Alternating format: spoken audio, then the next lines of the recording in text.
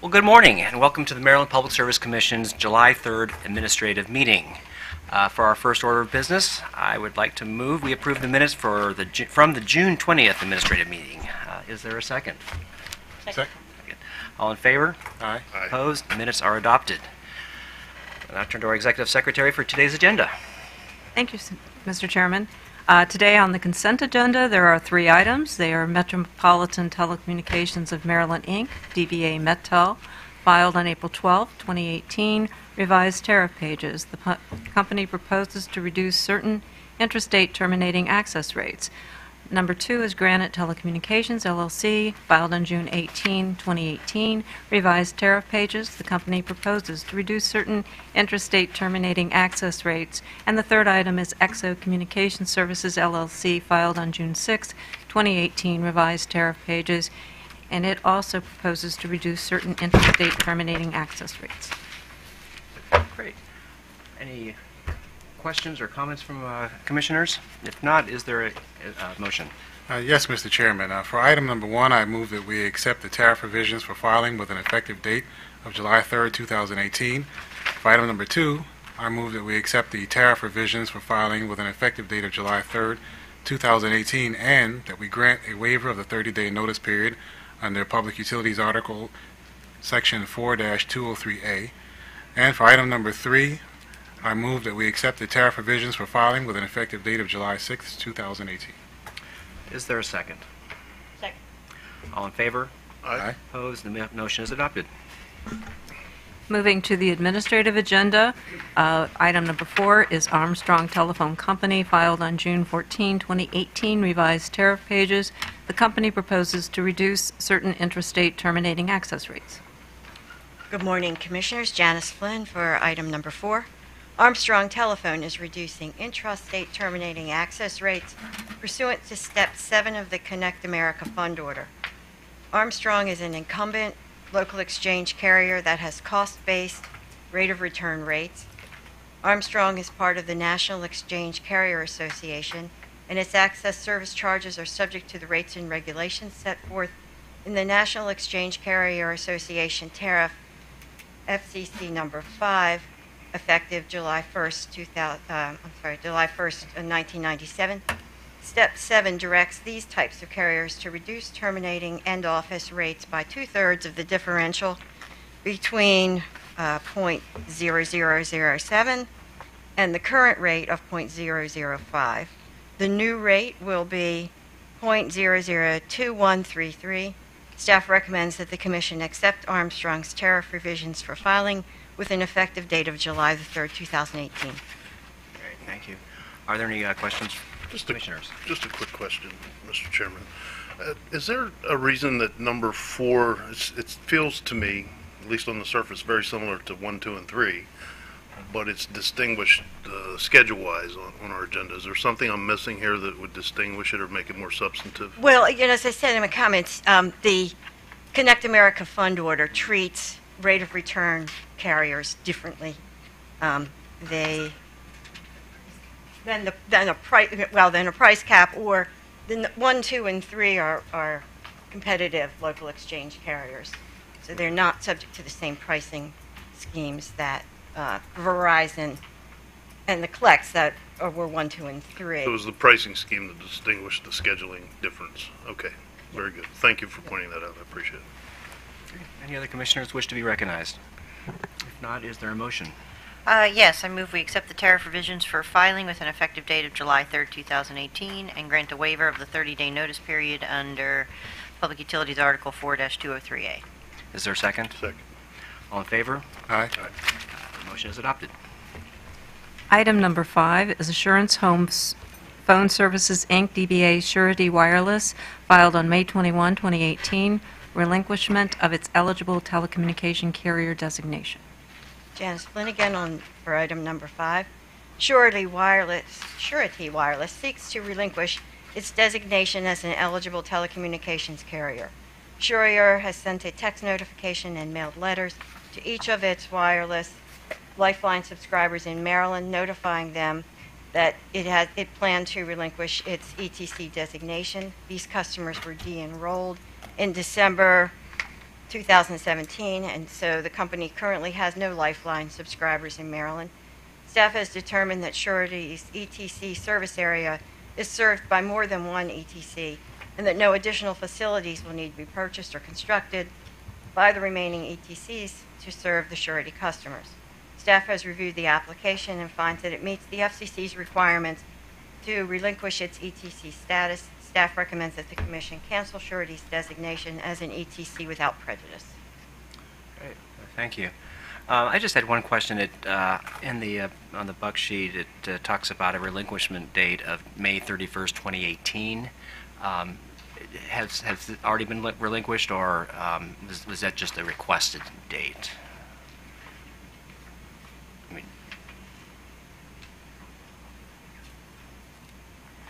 I believe that was the requested Okay, date. so- They have to seek Commission. okay, so they haven't acted yet. Then. I think this is the act. This is it. Okay. Yes. All right. Thank you. That was the only question I had. Are there any other questions? Great. If not, is there a motion? Mr. Chairman, I move the commission cancel the company's designation as an eligible telecommunications carrier without prejudice. Is there a second? Second. All in favor? Aye. Motion is adopted. The sixth item is American Municipal Power, Inc. as agent for Ohio Municipal Electric Generation Agency Joint Venture 6, filed on November 16, 2017, an application for certification as a renewable energy facility for the Maryland Renewable Energy Portfolio Standard Program. Good morning, Commissioners. Peter Wolson for staff. Pursuant to Comar 20.61.02, applicant American Municipal Power, Inc., as agent for the Ohio Municipal Electric Generation Authority Joint Venture 6, is seeking certification as a renewable energy facility for its Tier 1 wind farm facility near Bowling Green, Ohio. The facility consists of 4 generators, each with a rated capacity of 1.8 megawatts, connected to PJM. The company's application has been reviewed by staff, and staff has determined that the company has met all requirements for approval. The company has certified that it is in compliance with Maryland's environmental and administrative requirements under Public Utilities Article 7704, and it is operating within the eligible area. Accordingly, staff recommends the Commission approve the application, issue a Renewable Energy Facility ID certification number, require the applicant to establish a REC account with PJM GATS within 30 days of this certification, and direct the applicant to notify the Commission within 30 days of any changes to the information in the application. Great. Thank you. Are there any questions or comments from commissioners? Yeah, I got a couple questions. Commissioner O'Donnell. Humor me a little bit with just a very brief, high-level overview, if somebody could do this, of what PJM GATS is. Don't go into a lot of detail, because I'm using this question rhetorically to ask some follow-up questions. PJM GATS is just a system that tracks renewable energy credits that are generated by different renewable energy facilities. And how did it develop that PJM became the holder of the tracking system for these renewable energy credits? I'm not sure how that was decided, but I mean, I guess part of it has to do with the fact that PJM is regional RTO. Yeah. So these RECs are arrived at and filed with PJM pursuant to state policy. Is that not correct? That is correct. So there seems to be a cooperation with PJM in accommodating state policy when it comes to these renewable energy credits. But there's a lot of concern out there otherwise for other types of generation at PJM. And I hear words bandied about market distortions and many other things. But there doesn't seem to be a concern, because in the aggregate, there's a lot of generating capacity being tracked by PJM GATS, is there not? That's true. Any idea how much that is for Maryland RECs? Off the top of my head, I couldn't say. I bet you it represents a lot of generating capacity, and I bet you it represents a lot of money, as in this case, traveling out of state to Ohio. And I might be interested in pursuing with staff some understanding later about what the aggregate Maryland RECs are being tracked by PJM GATS, as that it might be easier for staff to help me get that information. But thank you for engaging the discussion. I wanted a little interplay, as it's related to some very current topics with PJM and with national energy policy and the state's ability to set its own policies. Thank you. I appreciate staff's indulgence. Anytime. Any other commissioner wish to be recognized? If not, is there a motion? Excuse me, Mr. Chairman. Could Oh, I you recognize yourself for the record, please? Yeah, Alexander Speck for staff. Thank you. Good, great. Thank you. Is there a motion? Yes, Mr. Chairman. I'd move that we approve the application and issue a renewable energy facility certification number. Direct the company to establish a rec account with PJM GATS within 30 days of certification and file an on-site and behind-the-meter generation report with the Commission within 1 week of recording of generation data with GATS. And direct the company to file notice with the Commission within 30 days of any changes to the information in the application. Is there a second? Second. All in favor? Aye. Motion is adopted. Item number 7 is Internoc, Inc., filed on August 29, 2017, notification of an agreement and plan of merger with NL Green Power North American, Inc. and Pine Merger Sub, Inc., a wholly owned subsidiary of NL. Good morning, Mr. Chairman, Commissioners. Kenneth Albert on behalf of staff. This item addresses a filing that notifies the Commission that Enel Green Power North America has acquired Internoc, Inc. The Commission has authorized Internoc to operate as an electricity and natural gas broker for commercial and industrial customers. Neither Enel, which is the new owner of Internoc, nor any of Enel's affiliates operate as an energy supplier in another state. I checked on the web. Enel is active as a power producer in roughly 30 other nations with over 42 gigawatts of capacity in 1,200 power plants. The Better Business Bureau has given Enel its highest rating of A+. Staff recommends that the Commission note the filing. Thank you. Are there any questions? If not, is there a motion? Yes, I move we note the merger. Is there a second? Second. All in favor? Aye. Motion is adopted. Item number 8 is Atlantic Energy MD LLC, filed on February 1, 2018, notice of recent changes in its corporate structure. Good morning again, Mr. Chairman, Commissioners. Kenneth Albert on behalf of staff. This item addresses a filing by Atlantic Energy Maryland, I'll refer to as Atlantic, that notifies the Commission that as a result of a reorganization, Atlantic is now a direct subsidiary of Atlantic Energy Group, LLC, which is the new holding company. Atlantic is a gas and electric supplier in Maryland. Atlantic Energy Group has 2 members, each of which has a 50% ownership interest. Neither of the 2 members is involved in retail energy operations. The reorganization will not affect Atlantic's operations. We note in the buck sheet there are 5 open complaints in Maryland involving Atlantic, and those 3 of them involve price increases. 2 of them involve allocations of unauthorized enrollments. Atlantic is up to date on its payment of Commission assessments. The Commission recommends that the Commission note the reorganization. All right, thank you. Are there any questions for that? If not, is there a motion? Mr. Chairman, I move the Commission note the changes in the corporate structure. Is there a second? Second. All in favor? Aye. Motion is adopted. Item number 9 is Direct Energy Business Marketing LLC, filed on March 30, 2018, notice of purchase of NJR Retail Services Company. Good morning, Commissioners. Michael Dean on behalf of staff. Item 9 is a filing by Direct Energy Business Marketing, a Maryland gas and electricity supplier, of its acquisition of NGR Retail Services Company, which is a Maryland electricity supplier. Under Comart 20.51.03.01D, an electricity supplier is to notify the Commission of any changes in the information provided in its application. The filing reports the purchase of NJR by Direct Energy Business Marketing. The filing indicates that NJR will be a wholly owned subsidiary of Direct Energy Business Marketing. As noted in the staff comments, there are no outstanding assessments against either company. There are no open complaints against NGR, and there are 2 currently being processed against Direct Energy, but staff concluded that these should not affect the acquisition. Staff recommends that the Commission note the filing. Thank you. Are there any questions? If not, is there a motion? Yes, Mr. Chairman, I move that we note the filing. Is there a second? Second. All in favor? Aye. Aye. Motion is adopted. We can take items 10 and 11 together.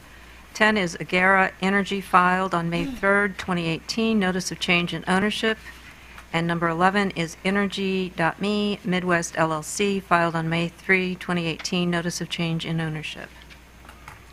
Michael Dean again for staff. Item 10 is a notice filed by Agera Energy LLC, which is a licensed gas and electricity supplier, of a change in the ownership structure of the holding company that owns Agera Energy. Item 11 is a similar notice filed by Energy.me Midwest LLC, a licensed gas supplier, which is also owned by Agera Energy. Under Comar 20.51.03.01D and 20.54.03.01C, a licensed gas or electricity supplier is to notify the Commission of any substantial changes in the information provided in its application. The filing reports that the owner of Agera Holdings, the company that owns Agera Energy and Energy.me, is now AGH Parent LLC. Staff recommends that the Commission note the filing. Thank you. Are there any questions? Is there a motion? Yes, with respect to items number 10 and 11, I move that we note the filings. Is there a second? Second. All in favor? Aye. Motion is adopted. Thank you. Item number 12 is Ment Energy LLC, Public Power and Utility of Maryland LLC, filed on May 30th, 2018. Its notice of customer assignment pursuant to Comar 20.53.07.12. Good morning again, Mr. Chairman, Commissioners. Kenneth Alpert on behalf of staff. This item addresses a filing by an electricity supplier named Mint Energy that notifies the Commission that Mint has assigned its commercial customers to another Maryland supplier named Public Power and Utility of Maryland. I'll refer to them as Public Power. The parties have complied with the requirement of Comar to provide at least 30 days advance notice to their customers. The transfer will not affect the services that are being provided. There are no open complaints and no unpaid assessments regarding Mint or Public Power. Therefore, staff recommends the Commission note the assignment of Mint's customers to Public Power. Great, thank you. Are there any questions? If not, is there a motion? Mr. Chairman, I move Commission note the filing. A second? Second. All in favor? Aye. Motion is adopted. Item number 13 is Sandpiper Energy, Inc., filed on June 7, 2018. Negotiated contracts executed with an effective date of May 8, 2018. Michael Dean again on behalf of staff. Item 13 is a filing by Sandpiper Energy requesting approval of a contract to supply customers under Schedule NCR.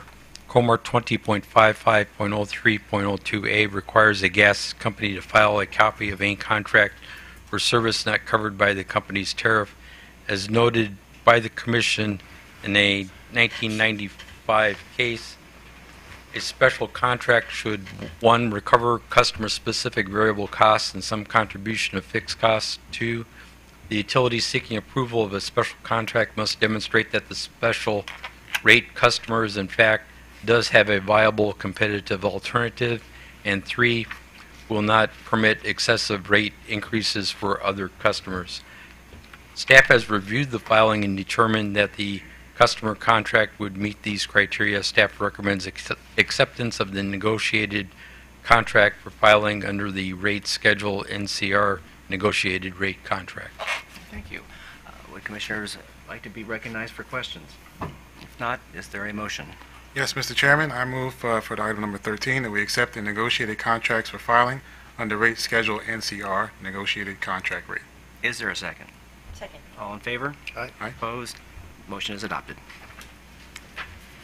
And the last item on the agenda is item 14, Baltimore Gas and Electric Company, filed on May 8, 2018, request for a waiver of CPCN requirement for a project to modify an existing overhead transmission line to reliably supply the redevelopment of the Sparrows Point property in Baltimore County. This item was deferred from the June 20th, 2018 admin agenda. Michael Dean again for staff. Item 14 is a request filed by the Baltimore Gas Electric Company to waive the requirement to obtain a certificate of public convenience and necessity for work at Sparrows Point in Baltimore County on an existing 115 kilovolt overhead transmission line. This filing was initially considered during the June 20, 2018 administrative meeting and was rescheduled when the commission requested the company to provide additional information. Under Public Utilities Section 7-207B4, the commission is authorized to waive the requirement to obtain a certificate of public convenience and necessity if the construction does not require the company to obtain new real property or rights of way through eminent domain or require larger or higher transmission line structures to accommodate increased voltage or larger conductors. Under Section 7-207B3, the Commission may waive the requirement to obtain a certificate of public convenience and necessity for work on an existing overhead transmission line for good cause shown. The proposed work involves a 2.1-mile, 115 kilovolt transmission line that runs from the Riverside substation to the finishing mill and Steelside substations, which, as discussed in staff's comments, were previously owned and maintained by the former steel mill, and will decommission and remove the finishing mill and steel mills side substations and install a new Fitzel substation and replace 9 weathering steel lattice towers and 3 galvanized steel towers with 18 steel poles that are about 9 feet higher than the existing structure and use a slightly larger size conductor. Trade Point Atlantic, which currently owns the industrial property at Sparrows Point, has granted Baltimore Gas Electric the necessary real property for the small modification in the transmission line route and increase the right-of-way for the new transmission poles. The final route substantially follows the former route with a straightening of the turn near the existing finishing mill substation. There are no residences in the vicinity of the project, which is all on industrial property.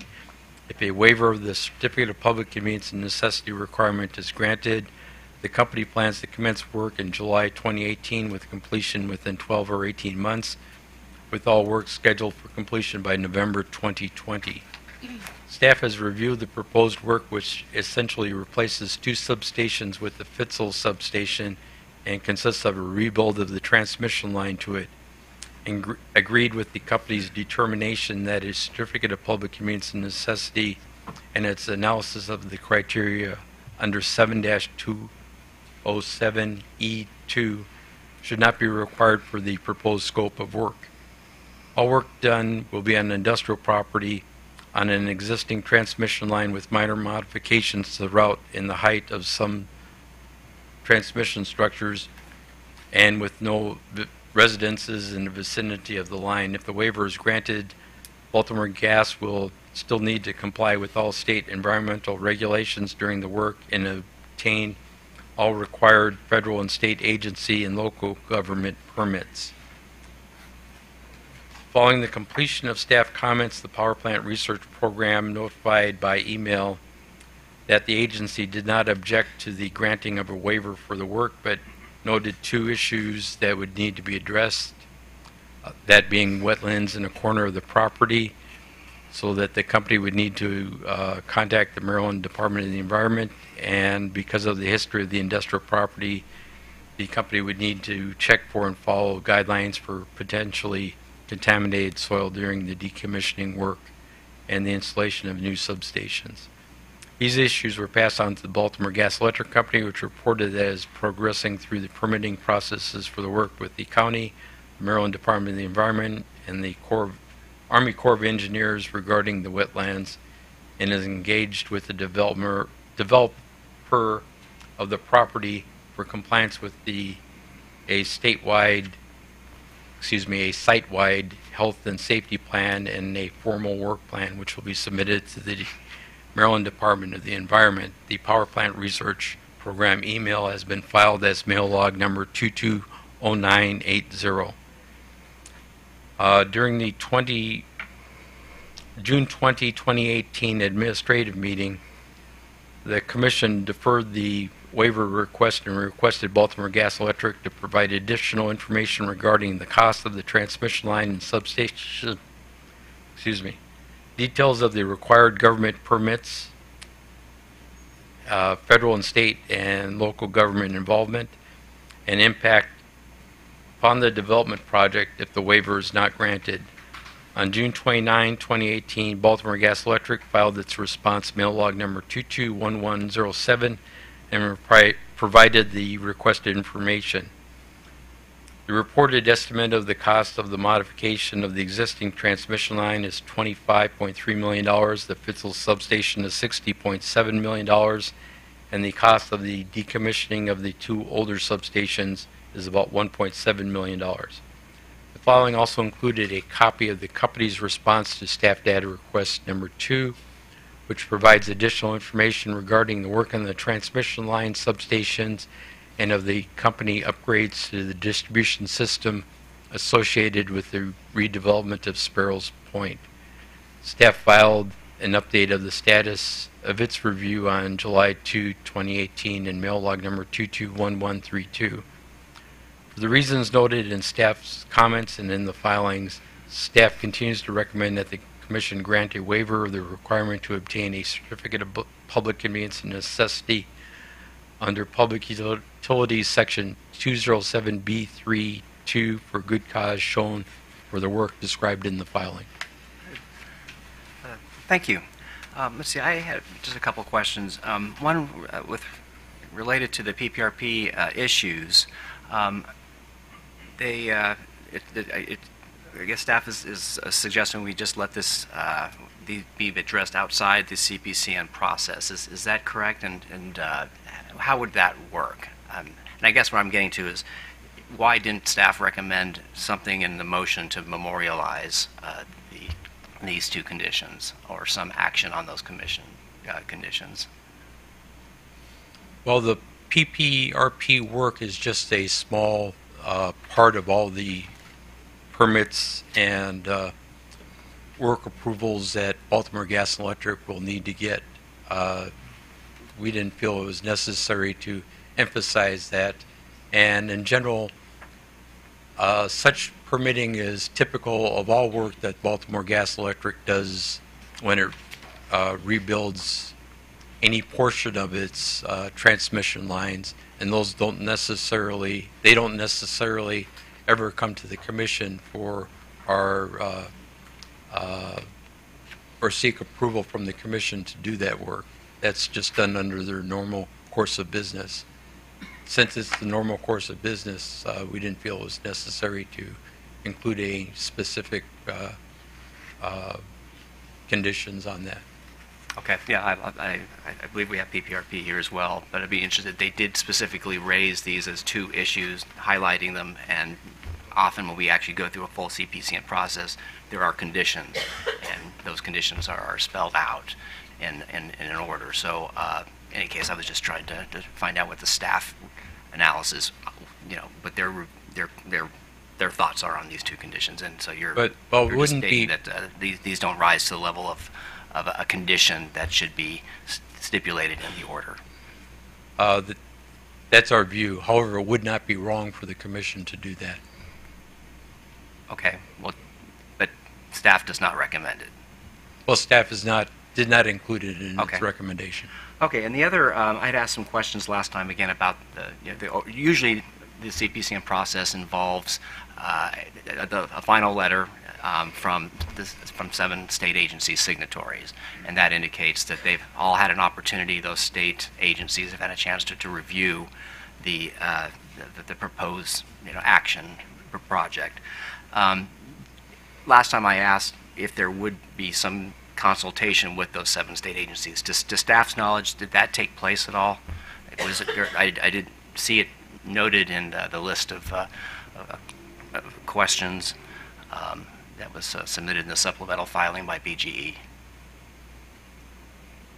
Well, BGE did list the state agencies that are overseeing the work on its June 29, 2018 filing. I'm specifically referring to, in a normal CPCN, state agencies have an opportunity at the very end to sign on to a letter indicating that they've reviewed, and if they've had conditions to be considered, that they've had that opportunity to submit them. But and I only bring this up because last time I asked the question, would there be, in this 2-week period, an opportunity for state agencies, Commerce, Ag, MEA, Planning, you know who they are, to indicate, yes, they in fact have reviewed this application. To staff's knowledge, did that happen?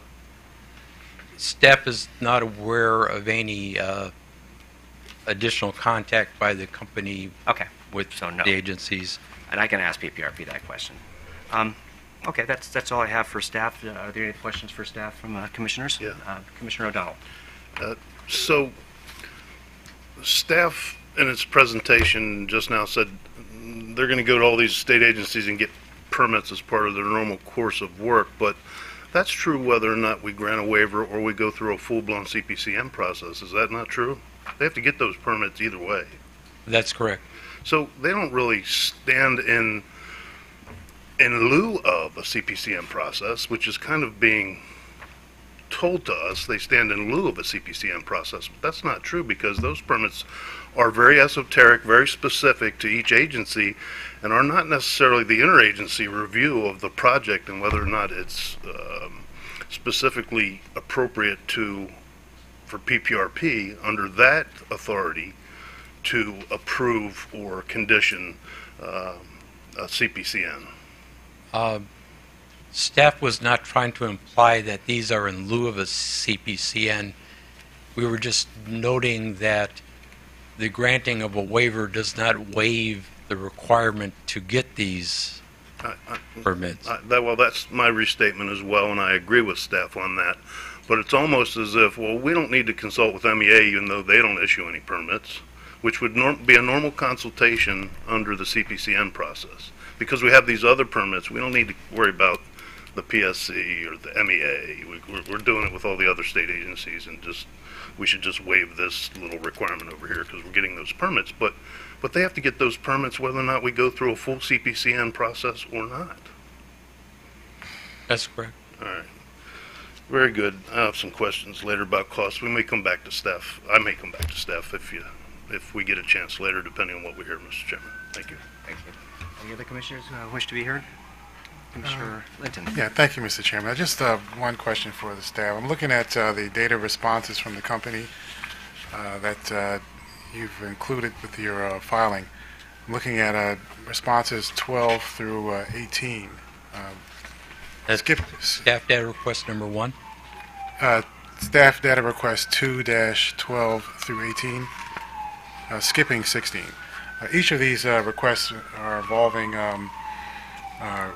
questions to the company about the anticipated or expected impacts to rate of return, revenue, rates, either wholesale or retail. And in each of those responses, the company gave you pretty much the same response. That there were a number of reasons why they hadn't calculated it yet. But I note that staff still recommends granting the request for waiver. So I'm just curious if you could explain what the staff's rationale is for that.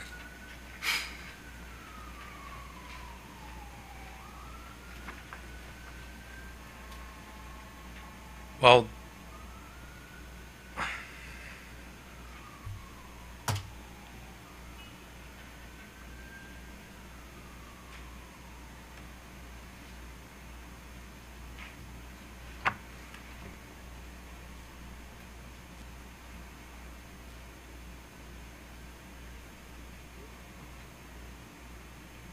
we recommended granting the waiver based upon an evaluation of the criteria suggested in the statute for the mandatory waiver, and that the work here was not much different from that in a mandatory waiver, which the Commission would typically grant.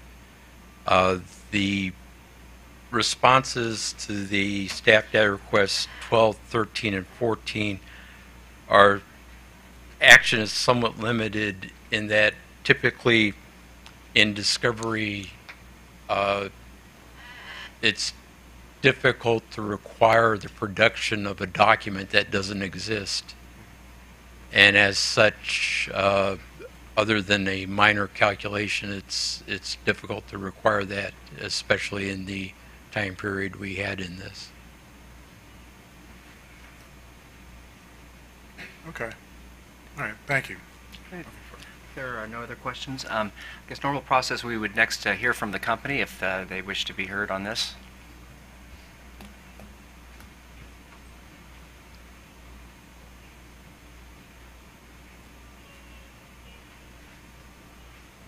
Mr. Chairman, could we sit at the table? Please do. If you have any objection.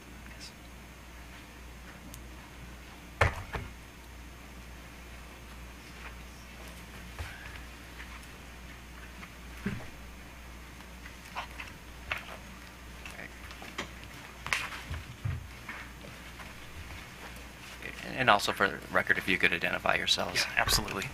Good morning, Mr. Chairman. Daniel Herson for Baltimore Gas and Electric Company. I brought with me several people today. Down here is Al Alford, BG's project manager on the Trade Point Atlantic Transmission Line project.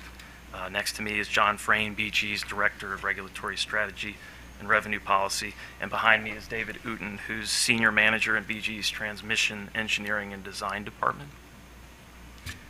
I was not here for the June 20th hearing. I did have the opportunity to watch it on YouTube, and so YouTube's a great thing. Between learning Everything's how accurate to, on YouTube. We like it, Mr. Hurston. We like as many people to see these proceedings as possible, and I especially like it. I'm with you. Between rewiring a ceiling fan and watching a cat playing the piano, you can watch your PSC proceedings. So I think it's a great thing, and I'm really happy the commission switched over to YouTube. But anyway, I watched the proceedings, so I'm prepared to address some of the concerns that were brought up last time. First of all, as Mr. Dean mentioned, we did receive a second set of data requests last week from the staff, to which the company did provide responses, and we filed supplemental information last Friday, attached to which were BG's data responses to both sets of data requests from staff 1 and 2.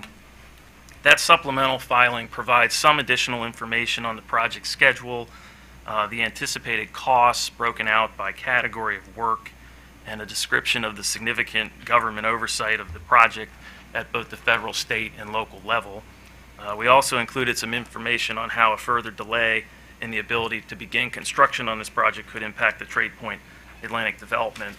I will say, Commissioners, we did learn some important lessons from this particular application process. For one, BG as a company, we have to do a better job of socializing these large projects with stakeholders in advance. We need to approach staff earlier in the process to the extent we can. We need to make filings with the commission earlier if we possibly can. We're going to refocus our efforts in future applications to do that sort of thing. We also need to do a better job, frankly, of providing more information in the initial filings. We have to get more information out there sooner so that all parties and the commission can really make informed decisions and recommendations. And I think that's especially the case when you're asking for a waiver, like we are here, as opposed to going through the full CPCN process. So we acknowledge that we have some work to do in that effort. We also acknowledge, frankly, we weren't fully prepared last time to answer a lot of the questions we were posed. The filing itself was a little on the thin side, given the size and importance of this project. So in the future, we'll endeavor to include more information to the extent we have it. I also want to say something about assumptions. As a lawyer for the company, whenever we're going in front of the decision-making body, whether it be a regulatory agency, a judicial court, a court of appeals, I always counsel my client that we shouldn't assume anything. They have discretion to decide whichever way they want to go. And I know that my colleague, Mr. Krieger, shares that sentiment. I do think, if I was a betting man, which I'm not, but if I was, for this particular application, I probably would have said there's a high likelihood that it qualifies for a discretionary waiver, just given the facts and circumstances in this case. But as a company, we should not assume that the PSC or really any decision-making body will approve without a thoughtful deliberation. So again, we'll keep that in mind for future filings. And the last thing I want to say, and I think it addresses some concerns raised by Commissioners Herman and Linton, we don't want to place the Commission in a decision or a position of having to make approvals without adequate time for consideration. I know there's been some instances in recent times where we've made filings, and some of them admittedly were out of necessity, but there were some situations where we made filings and we said, hey, Commission, we need a decision today, or we need a decision this week. And I don't know that we fully appreciated the situation that that can put you in.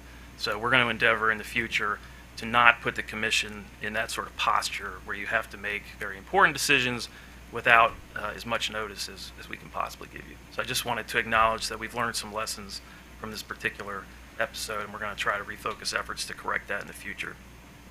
I also wanted to address what I'm calling the good cause question. I think Commissioner O'Donnell, at the June 20th hearing, you rightfully pointed out that this really isn't about the merits of the Trade Point property or the development, and we all know it's important for the state. It was really a question about whether there was good cause to waive the full CPCN process, which of course is the language that's in the statute. So knowing I was going to be here today, I did a little bit of digging to see if I could get some clarity on what is good cause. And unfortunately, there's nothing in the statute that really enlightens anybody about what that is. So I looked back at the fiscal and policy note for House Bill 1427. There's really not much there either. So then I went to the hearing, the bill review hearing, before the House Economic Matters Committee, which took place on March 23rd, 2012, if anyone's interested in watching it. And at the time, Anne Arundel County Executive, then Delegate Steve Shue, who was a co-sponsor of the legislation, and former Commission Chair, now Court of Special Appeals Judge Nazarian, they testified on that bill, and it was in favor of adding the waiver language to the bill. And they said that the full-blown CPCN process can be elaborate, time-consuming, and costly. They explained that the purpose of adding the waiver provisions to the law was to try to avoid these burdens in cases where repairs and upgrades need to happen on a quicker timeline than is afforded through the traditional full-blown certification process. They also noted circumstances where there was a modification to an existing line that is occurring in the same right-of-way with no new property acquisition or eminent domain proceedings. A waiver would be appropriate. And then they closed their remarks by saying they noted that the waiver provisions were an example of regulators, state agencies, and utility companies coming together to fix a problem, namely the slowing down of projects that were essentially just modifications to existing lines in the same right-of-way. So that doesn't give us a definition, per se, of good cause, but it did, in my mind, shed some clarity on how we should be thinking about when there's good cause or not. And so taking that and looking at the facts and circumstances in this case, I still believe this project is a good candidate for a waiver on the good cause grounds. And some of these were brought up last time. We are in the existing right-of-way out at the existing line. There's no eminent domain required. We're all on the Sparrows Point industrial property. We're not going through any residential neighborhoods. There is at most a 9-foot difference in the height of the towers. The new conductor is only 0.2 of an inch larger in diameter. The foundations for the replacement towers that we're putting up actually have a smaller footprint than the towers that would come down. There's really no view shed concerns here. I actually think we're improving the view shed. We're removing a portion of the line that crosses over the Beltway and another highway out there, and we're replacing the lattice towers with poles, which are smaller in terms of visual impact. And we're not aware of any complaints in the neighboring communities or around that area of people issuing or lodging concerns about the reconductoring process out there. So I continue to think it's a good candidate for the good cause waiver. So just to sum up, as I mentioned, we've learned some important lessons in this process. We're going to refocus our efforts to do a better job in preparing and presenting future applications we bring before the Commission. We've tried to answer additional questions or concerns to the extent we have the answers through the data response and the supplemental filing. But all in all, we still believe that this particular project is a good candidate for a discretionary waiver. So today, we're still respectfully requesting that Commission grant the discretionary waiver so that we can get this project started and not have any more safety or reliability concerns associated with the Trade Point development. So we're happy to answer any questions. I think John Frayne wants to address Commissioner Linton some of the questions you had about the answers we provided in those data requests about rate impacts. So if he could have a few minutes. Thank you. I know there have been some questions about the cost recovery and probably how those costs are going to be recovered, who they're going to be recovered from. We do not plan to recover these costs or allocate these costs any differently than we would in the course of normal base rates. The customers that are on site there are going to be served under existing rate schedules. We're not planning any sort of, new rate schedules or special contracts or any type of special treatment for them. And so all of the costs and cost recovery are going to be considered under the existing, BGE tariff that we have today. So the costs of distribution system extensions would be charged to those customers in accordance with the current tariff at probably about 50% of the estimated costs. There's some little bit of differences in terms of how ducts and manholes and things like that would work, but in general it would be about 50% of the estimated costs. And then in terms of really being able to estimate how much the new revenues would be from the customers that are going to be on site there or are on site there now, there are a lot of assumptions that would need to be made about that in terms of who those customers may be, what the ultimate load might be that they might bring onto the system. Ultimately, it's possible that there could be actually a rate decrease for other existing customers as a result of all of this new load and the new revenues that are coming on site eventually from at this new site. And so I'm happy to answer any more specific questions that you might have, but I wanted to just give that base level response now. Follow-up question? Sure. Thank you, Mr. Chairman, and thank you for that response. So just to make sure that I'm clear then, the company is expecting some contribution in aid of construction from the parties that are receiving the overall service? For the transmission investments, those are handled under the PJM Open Access Transmission Tariff, and there is no provision in the PJM OATT for customer contributions.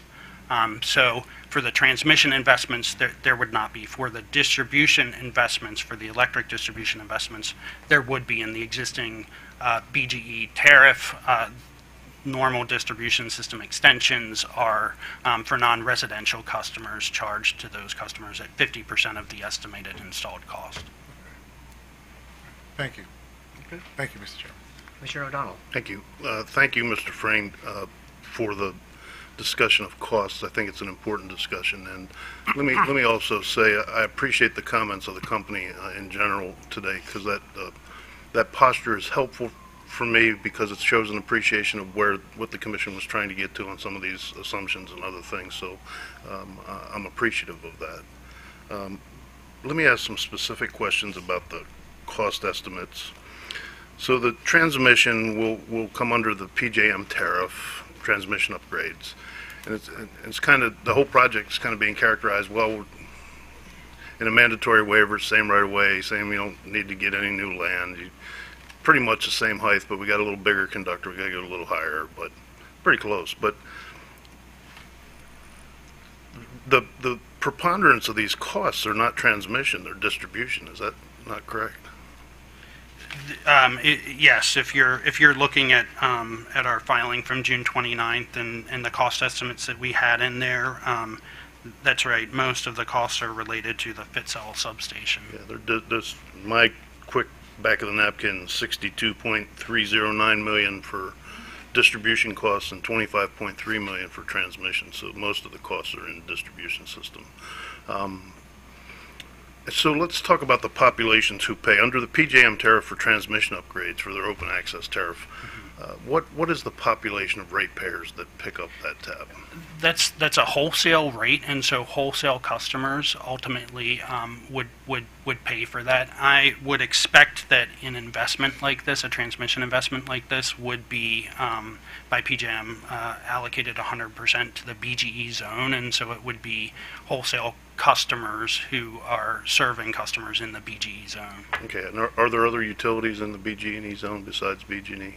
Or is it just BG&E service Just territory? BGE service. Okay. territory, that's So right. it's the BG&E ratepayers who are going to pay the transmission costs. It's not going to be allocated outside of the BG&E zone. I want to be clear that that's what I would expect, but ultimately it's I think PJM and their cost allocation process it would determine that. But I can't see what would lead to a different cost allocation where it would be socialized more regionally versus just being charged to BGE zonal customers. Okay, and the balance of 62.309 million, give or take, whatever project of this scope and magnitude fluctuates, would be picked up by the BG&E ratepayers through the tariffs associated with the normal state commission rate-based process. That's right. Okay, but the BG&E customers will pay the entire project, not just Sparrows Point. There may be some mitigation under the customer charges on site. Correct. Okay, I just wanted to make sure I understood who was paying the tab and how much they were paying. I think that's important. Let me shift gears a little bit if I can. When did the project planning start on this? Pass that to Mr. Alford. The project planning started in early 2017 when I was put as a project manager from a comprehensive planning perspective for the redevelopment of the site. There was some early discussions going on prior to me being involved with the project to relocate some gas lines and things like this for the development when it initially started in the 2016 timeframe. So about a year and a half ago? Yes. Yeah. All right. That gives me some perspective because we're now at a point where we're given two options if we don't approve this waiver, which is go through a CPCM process or redesign the project. At least that's what the company says it's in its filing. And one would think, and I think it's acknowledged by the company, that proper planning, we had an old saying when I was in the United States Navy that said, poor planning on your part doesn't necessarily constitute an emergency on my part, right?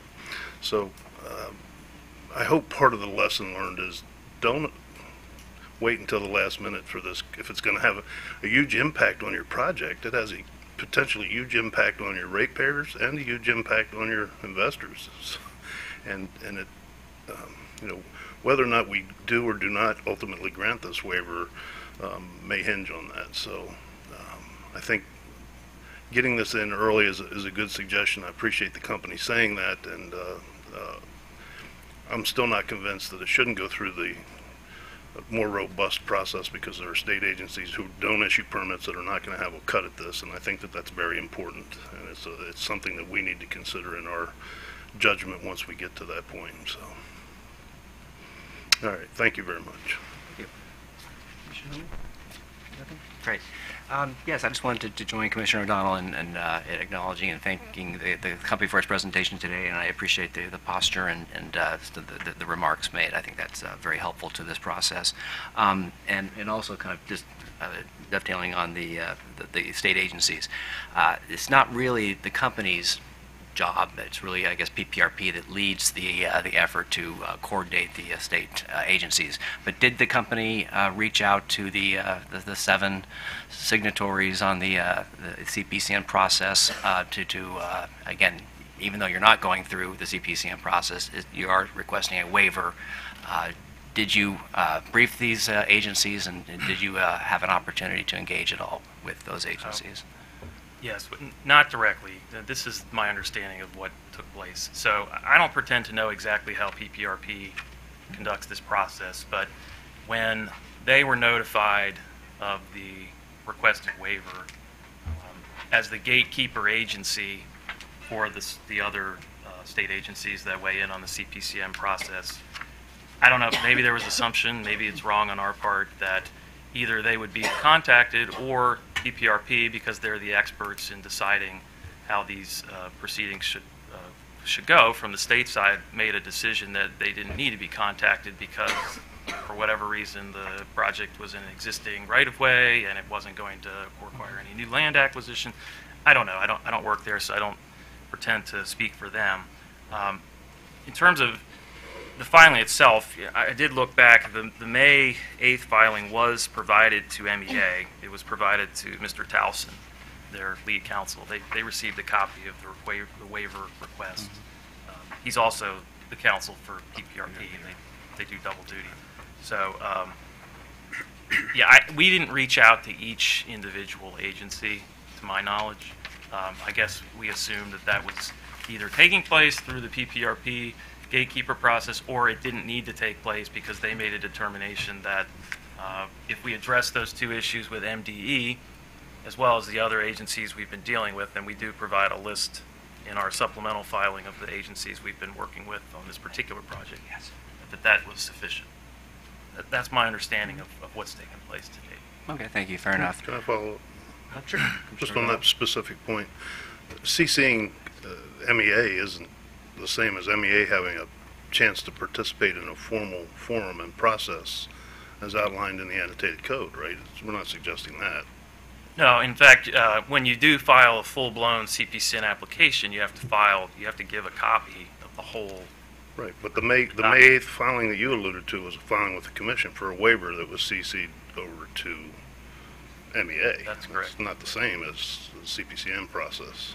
No, they would have received a full application from us. I mean, we didn't file anything else besides the May 8th letter. That was it. I think that's the point I was making with MEA. So, but they did get a copy of the letter. Okay, thank you, Mr. Chairman. Okay.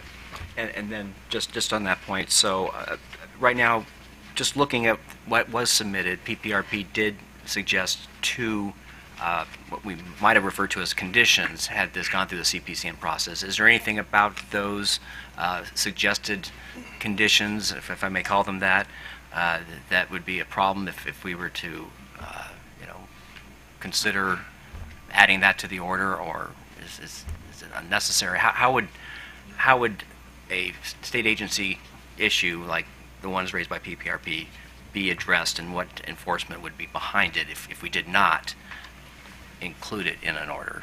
Include those. I think you certainly could include it in an order. I think, as Mr. Dean pointed out earlier, we do engage in our day-to-day business, a lot of permitting.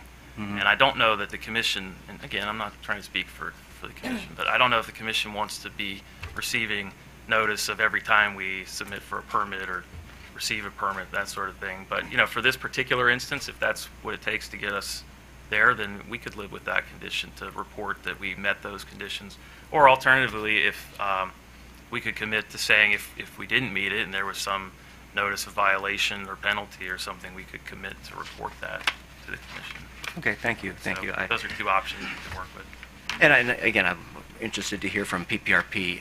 I don't know if they believe these rise to the level of being conditions or not at this point. Yeah. I just wanted to engage the company as to whether or not there would be any problem should these be considered conditions, for the purpose of this waiver order. So, anyway. And the last thing I'll say, because I forgot to mention before, after I had reviewed the hearing from last time, I did make contact with Ms. McLemore, who's going to speak on behalf of PPRP, noting that you had made the remark about polling the state agencies. So I did reach out to PPRP afterwards, but we did not make any formal reach out or consultation with each of those 7 agencies. Great, thank you. If there are no other questions from commissioners, we can go on. I guess PPRP, would you like to be next? Good morning, Commissioner. Sandra McLemore on behalf of PPRP. I also have David Tanzabel, who's the director of PPRP, who has some comments to make on the matter, and also we're here to answer your questions. Good morning, Commissioners. My name is David Tanzabel. I'm the director of the Power Plant Research Program within the Department of Natural Resources. I'd like to provide some clarification on PPRP's role and involvement and position in this matter. The Power Plant Research Program has not completed any official review regarding the CPCN waiver request by BG&E. PPRP has not consulted with the 6 state agencies that it usually coordinates with for PPRP's environmental and socioeconomic review. PPRP was asked on June 12th by PSC staff to conduct what we thought was an informal review of the CPCN waiver request. PPRP saw no reason to object to the waiver, but we did identify 2 issues, nearby wetlands and potential brownfield sites, that would need to be addressed if the waiver was granted. While we still have no basis to object to the CPCN waiver at this time, which was our informal response to PSC staff, we could conduct a full review with the other 6 state agencies and provide a 7 secretaries letter. That would only take 2 to 3 weeks, but PPRB could conduct that review. Again, all we thought we were being asked, because we consult with multiple state agencies and developers on a daily basis for informal reviews on many different topics, is just that. You know, take the temperature of PPRP and what are your thoughts on this waiver request? And that is what we provided to PSC staff. And we don't see any reason why it has changed since then, the more we've known about the project. So I'm happy to answer any questions about the process. Okay. I guess where I just for me, when I kind of maybe tripped a little bit up was when I read "do not oppose" as compared to approve, and it just kind of made me want to know, okay, well, what's the threshold then? If we're asked for a waiver, okay, for good reason, should I be concerned that you've done thorough enough to again to approve and not just do not oppose? And help me out exactly how I should interpret that. I think we use that language to distinguish between an official review that is approving something and, well, we're looking at this informally and we don't see any reason to oppose it based on what we see, but we haven't done that consultation with MEA and MDE and Commerce. That just hadn't been done. It can be done if we receive a formal request or the Commission would like us to provide a 7 secretaries coordinated response from the agencies. That can be done. It just take a couple weeks to do. Okay, but it's not a recommendation that I'm hearing from PPRP to do this poll. It would just be something you would look to. Correct. Correct. And the things we look at is exactly what you said. That what would not be captured. What things would be missed if it doesn't go through a CPCN? We would look at, things like consultation with MEA, things like public hearings that happen through the CPCN process. We take a look at those and determine, are those needed or is this not needed? Because it's an industrial site and the public hearings may not, provide us with any additional information we need to know. Okay, but just to be clear, so it's not the recommendation from DNR, PPRP that a polling be done.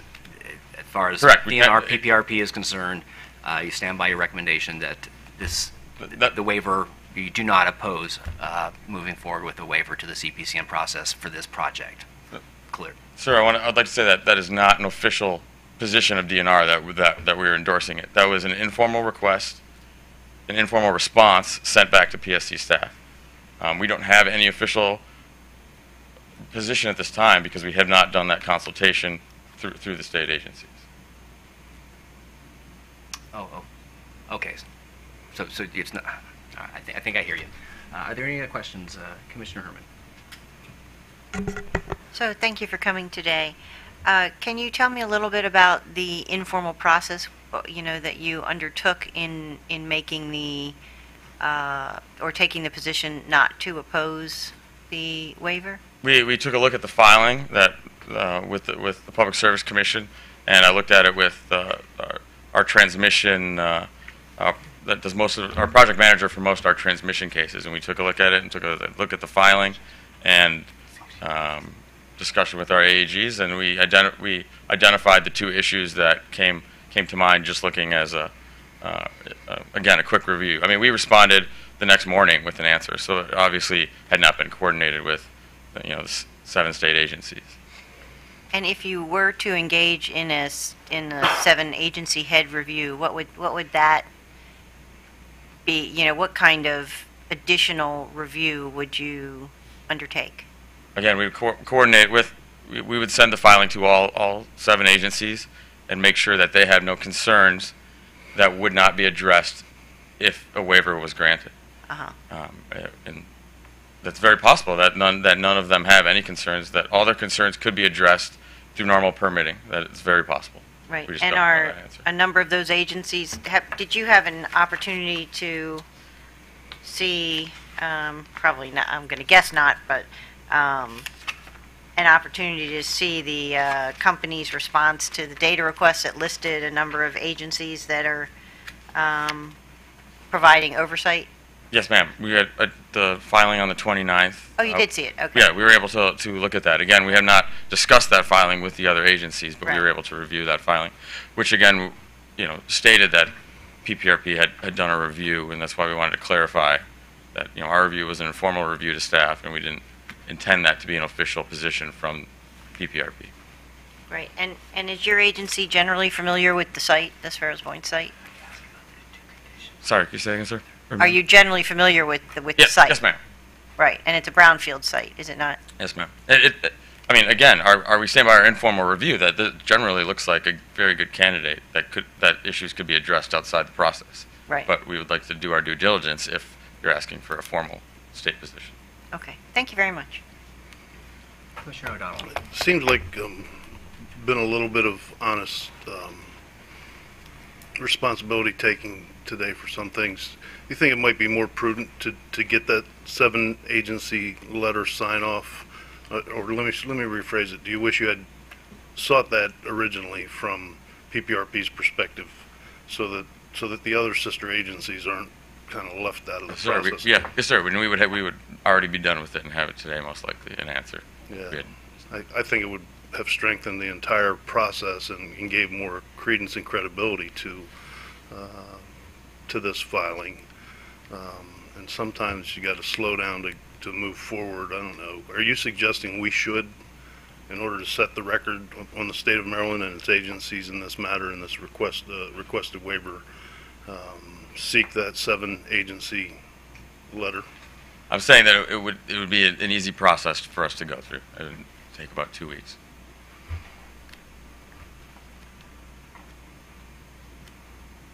Okay.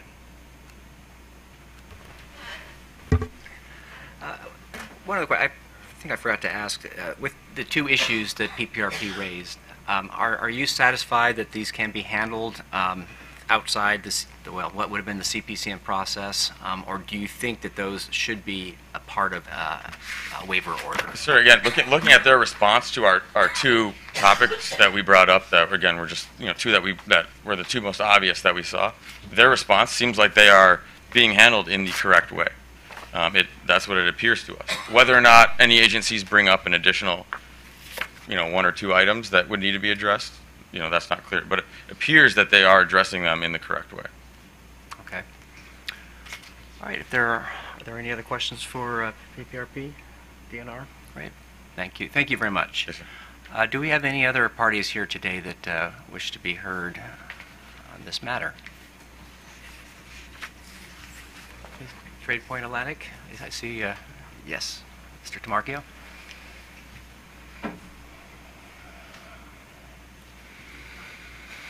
Good morning, members of the Commission. My name is Aaron Tamarchio. I'm the Senior Vice President for Administration and Corporate Affairs for Trade Point Atlantic. We're the managers, owners, and developers of the 3,200-acre Sparrows Point industrial site. And just wanted to express our support for the CPCN waiver. As I know the Commission is well aware of the economic opportunity that the redevelopment of Sparrows Point presents, but I also wanted to add a little additional color that the redevelopment of this property has been very public, and we have been working very hard with local community to get input and support for the project that we're undertaking. And we've actually enjoyed a great amount of public support for our project. I think everybody understands the importance of redeveloping a brownfield site, cleaning it up, and then putting it back to productive use. The new substation will be very important to continuing to attract first-class tenants to our property that already include Amazon, FedEx, Under Armour, a lot of other industrial-related type projects. And the reliability of service to the Sparrows Point site will be very important to ensure that we can keep those customers serviced, as well as new customers that were coming online. So just wanted to express our support there, and we also will be available to any questions you might have in particular about the project, and we would like to invite the commission to Sparrows Point at some point if you'd like to tour the 3,200-acre property. As some people don't believe it until they see it, and it's a neat opportunity to kind of see what's going on right in our backyards. I'd also like to introduce Bob Holsey, who's with Local 37. Good morning. As you heard, my name's Bob Holsey. I'm with the operating engineers. I represent roughly around 2,000 members that most, or I won't say all, but most live and work in the Sparrows Point area. Local 37 has had a long, rich history in Sparrows Point, dating back over 100 years. This redevelopment is critical for us. I understand it's a timing thing. The sooner things can get done, the better. We currently have a couple hundred members working at Trade Point, about half on new construction and the other half on permanent on-site jobs. Being a good steward of the community is very important to us at Local 37. We've made large commitment to Sparrows Point area. We've relocated our headquarters and our training school within a couple miles of Trade Point. Millions of dollars in investment. Along with that, I'm a 40-year resident of Sparrows Point. TPA has been very public with their plans, the redevelopment of the old steel mill, sending out newsletters. They hold a annual open house that we attend. The community is very receptive to the work that's happening down there. It was a big hit for us to lose the steel mill. You know, it was dramatic. We always had several hundred members working down there at all times, all of which lived in that community. So the redevelopment is important. We want it to move fast, because the faster it can happen, we can put people to work. So given that construction's under a tight schedule, granting the waiver will help ensure that those timelines are met and that the TPA will have the necessary infrastructure needed for a timely build-out. Be happy to answer any questions concerning our role in the community or our local. Thank you. Are there any questions? Commissioner O'Donnell. I just wanted to thank Local 37 and Trade Point Atlantic for coming today, and the Commission is well aware of the importance of this project. It's not about the importance of this project and the decision point that we have today. Our decision is about whether or not we're using the correct process in accordance with the Public Utilities article and whether or not the state agencies have been appropriately waived out of the process or not. So that's our decision point, but we certainly appreciate all the hard work and promises of the development of the Trade Point Atlantic site at Sparrows Point, but we're talking about something else specifically here today. So thank you for your Understood. comments. Thank you. Okay. Well, thank you. Any other commissioners wish to? Commissioner Herman. Mr. Hersman, were you aware before today that that PPRP could obtain a agency letter within a couple of weeks? I did have conversation with Ms. McLemore Thursday or Friday. Well, I'm not trying to test your memory. Yeah. I'm really testing the time frame here, and you know, what is She did BG's mention position? to me the end of last week that if a formal review of all those agencies had to take place, that would take, I think she said 3 weeks. Okay. And does BG have a position on that time I'll have to defer time to period? Mr. Alford about that. We've already delayed mobilization of contractors for 2 weeks. If we could live with another 2-week delay, it was, it's going to slow things down on the project. We could live with 2 weeks. Mm-hmm. Okay. Thank you. Without, impacting the service date of the job. Okay. Thank you. If there are no other questions, is there anyone else that wishes to be heard on this matter? Do we have any further questions for staff? All right, on that, shall we have a discussion? What do my colleagues Mr. would you Chairman, prefer to may do? May I suggest a brief recess so we can, so I can go to the restroom? We've been going here for Okay, about sure. 15 minutes, and I want to take part in this discussion. Well, I will certainly entertain that. With no objection, we will take a short 10-minute recess. No objection, Mr. Chairman. Great, thank you. All right. We will be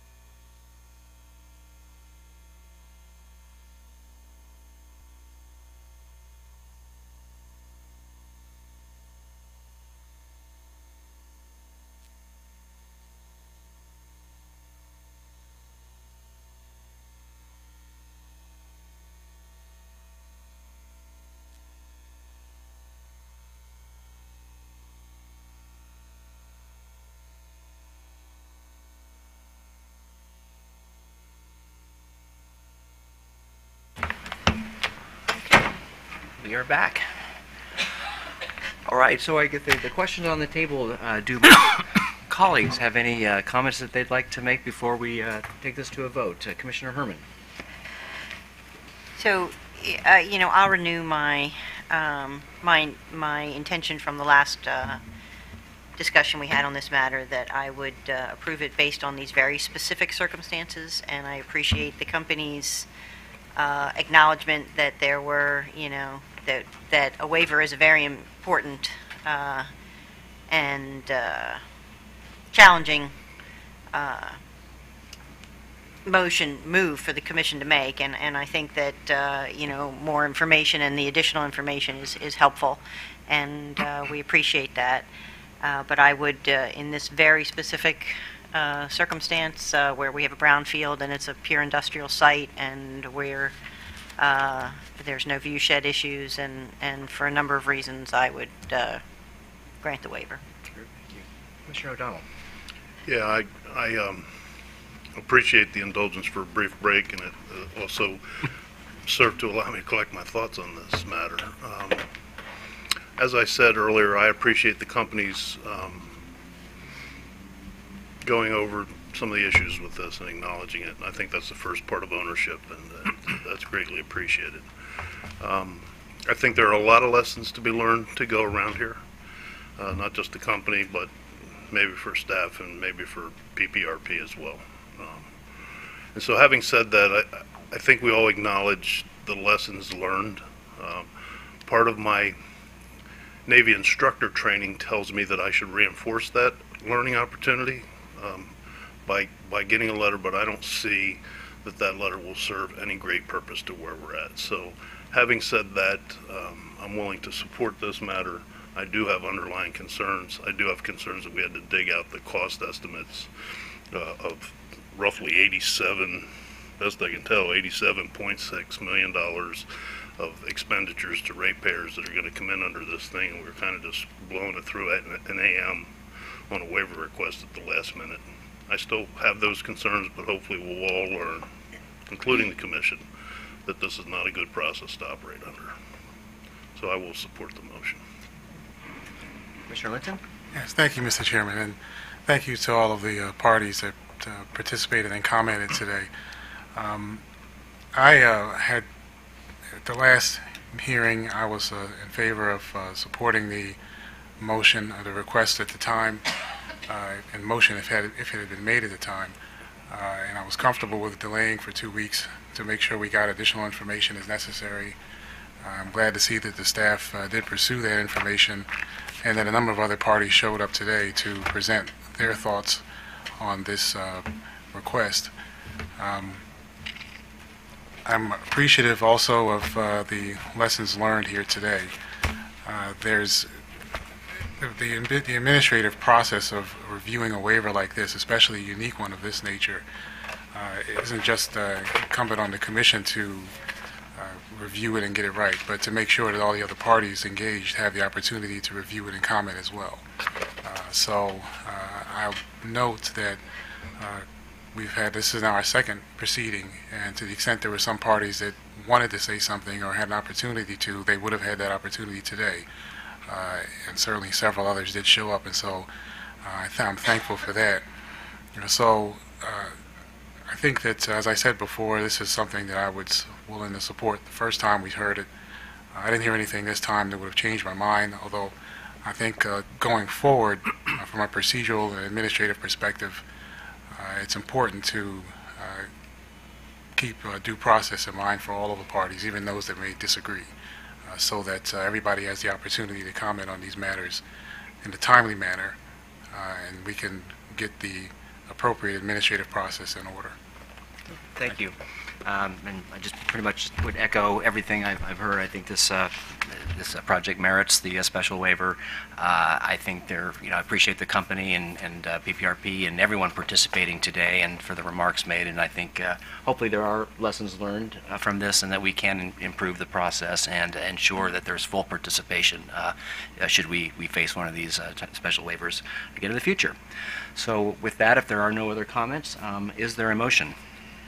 Yes, Mr. Chairman, I move we grant the waiver of the CPCN requirement under Public Utilities Article 7207B3 II for good cause. Is there a second? Second. All in favor? Aye. Opposed? Motion carries.